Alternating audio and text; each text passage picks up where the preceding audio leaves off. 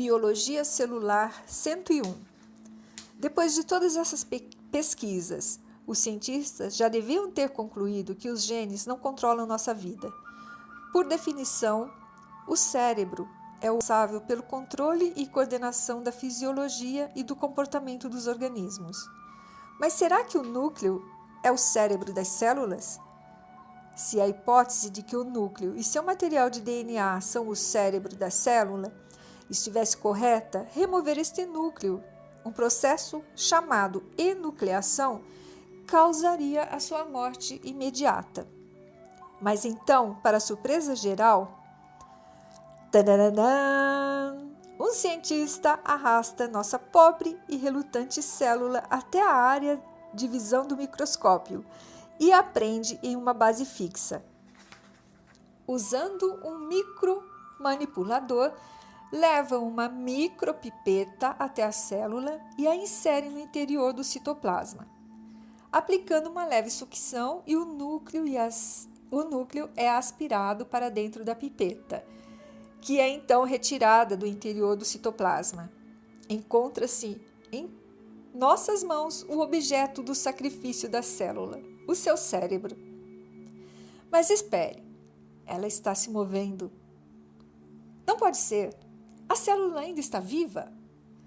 O ferimento se fecha e, assim como um paciente após uma cirurgia, a célula começa a se recuperar.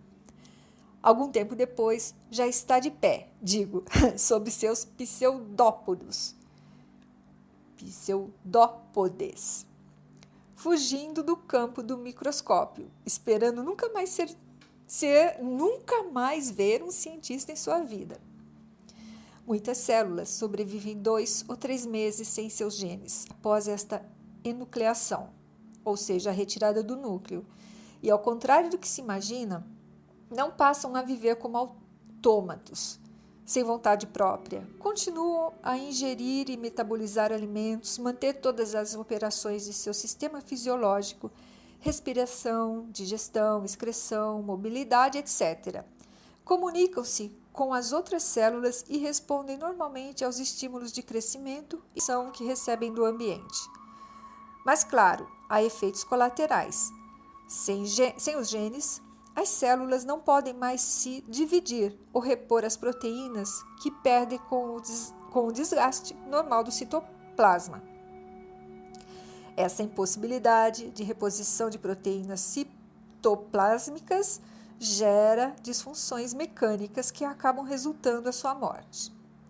O objetivo dessa experiência é verificar se o conceito de que o núcleo é o cérebro da célula tem validade.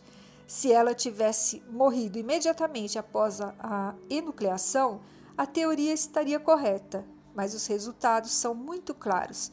Células enucleadas mantêm seu complexo e coordenado comportamento de manutenção da vida, o que nos leva a concluir que seu cérebro ainda está intacto e em pleno funcionamento.